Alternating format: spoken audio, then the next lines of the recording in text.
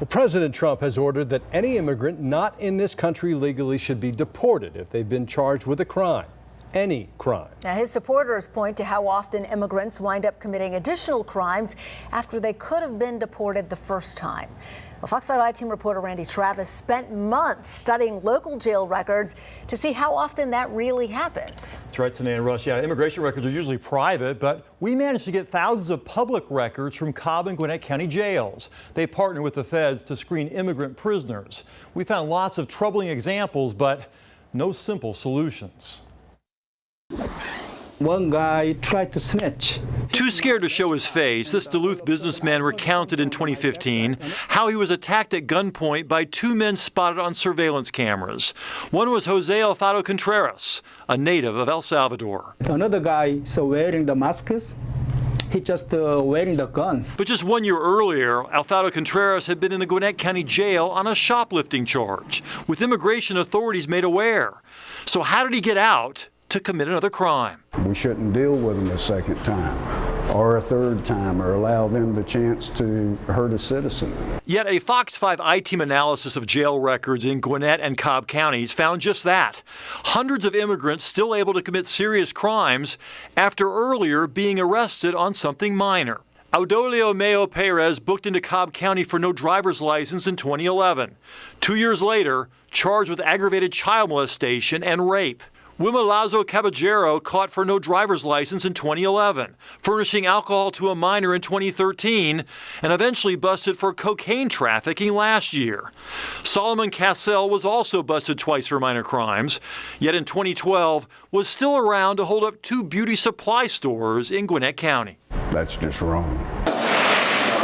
Gwinnett County Sheriff Butch Conway assigned 18 deputies to work full-time with ICE, part of a program called 287G. If they come back with no legal status, then an ICE agent's contacted. Gwinnett spends more than $1 million a year to help screen prisoners not born in this country. But citing a lack of money, in 2010, ICE announced it would only deport the most serious criminals, charged with the most dangerous crimes. Were you frustrated when they changed the policy? I mean, did you? Sure. I mean, we're going to do the same amount of work. We just have less result from it. Of the 4 counties that participate in 287G, Gwinnett always has the biggest numbers. According to ICE, in the last fiscal year, deputies identified 2,032 suspects born outside the U.S. Yet either because they were here legally or their crime wasn't serious enough, only 194 got ICE detainers. That's less than 10%. Like the president, Conway wants a zero-tolerance policy for anyone here illegally who comes into his jail, no matter what their crime. Automatically, if they commit a crime, they should go. Even a no driver's license? Even no driver's license. I would not sneak into Mexico and drive a car knowing that I wasn't supposed to be in their country and violate their laws on top of it. That's just stupid. But deport everyone arrested for a crime? Okay. How much money are you willing to spend? They've been deporting as many people as they can with the money they've been allotted.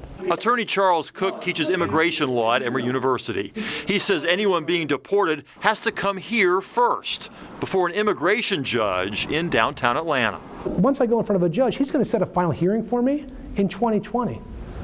And so, yeah, you can deport more people, but really all you're effectively doing for the most part is clogging the immigration courts further, where there are already 100 judges short nationwide. And even a criminal suspect here illegally can get out on bond. Some never come back. Our analysis found more than 1,000 examples of immigrants in Gwinnett and Cobb who failed to appear for their next hearing.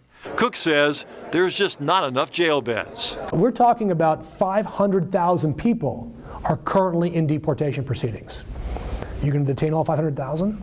And it's here that the sheriff and the immigration advocate agree. Legalize the status of the vast majority of immigrants who do not get into trouble, and you can focus on the ones who do. I know Hispanic families and that are here illegally, and they're great people.